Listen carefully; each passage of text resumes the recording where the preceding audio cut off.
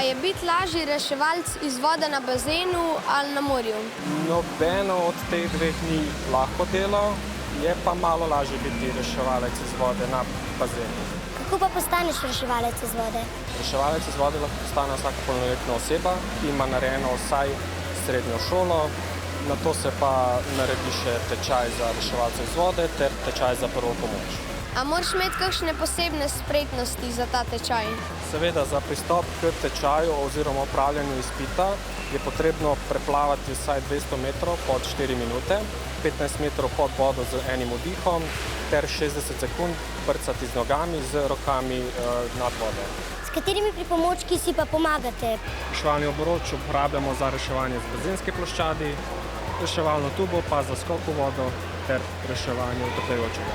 A morate vi velikokrat ljudi reševati iz vode? Ne zgodi se to velikokrat. Naš primarni cilj je, da preprečimo, da pride do reševanja. Se pravi, če sumimo, da gre za neplavalca, opozorimo, da si nadanejo rokavčke in tako naprej. Koga morate pa večkrat reševati? Odrasle ali otroke?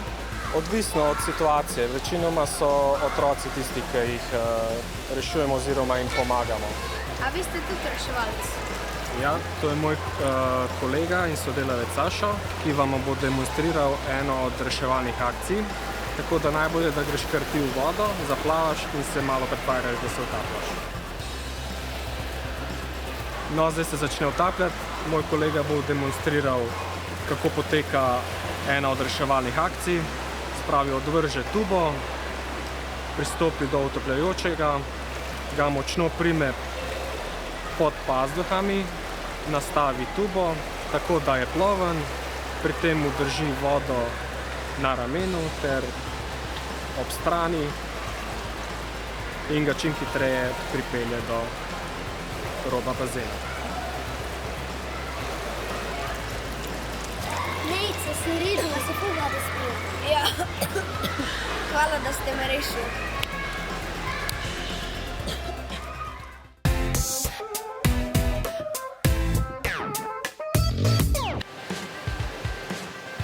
Zdaj bomo pa probali še z obročem reševati. Tako je, boš kar ti pokazala.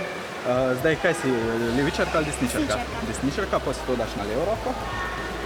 Evo, to primeš, v bistvu ne primeš, sam položiš si na roko, vrgla boš pa z desno in sam zdaj ta gib pokažeš in pa spustiš, ko bo v vodi. Evo, zdaj vidiš, da se tapla, na 3 vržeš. 1, 2, 3. Ja, zdaj se drži in ga lahko potegneš s tem. Močno vleči. Malo še. Nejca, si v redu? Ja. A lahko zdaj jaz tudi probam reševati?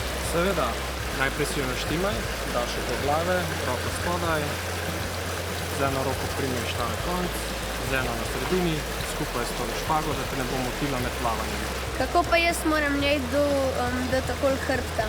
No, ti se kar usedeš, zdaj ti primeš tubo in daš za hrbet, obe roki daš čez tubo. In ta tuba je med vama, ki si na tej strani, ona na tej, in potem sam držiš za tubo in plavaš. Bom jaz šel s tabo za prvo reševalno akcijo. A to polka pridem v vodo, dam sam na stran ali kaj? Sam spustiš na stran in plavaš brez tega, imaš pa pripeto sam se.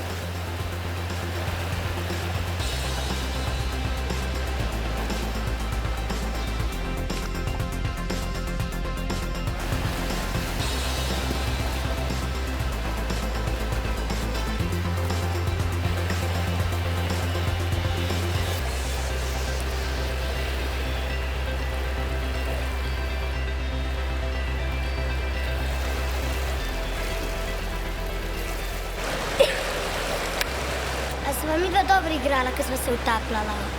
Ja, odlično sta odigrala, vendar sta bila kar očitna utapljajoča. Pri ta pravem primeru pa ni tako. Utapljajoči se ne utaplja tako, da kriči in maha z rokami.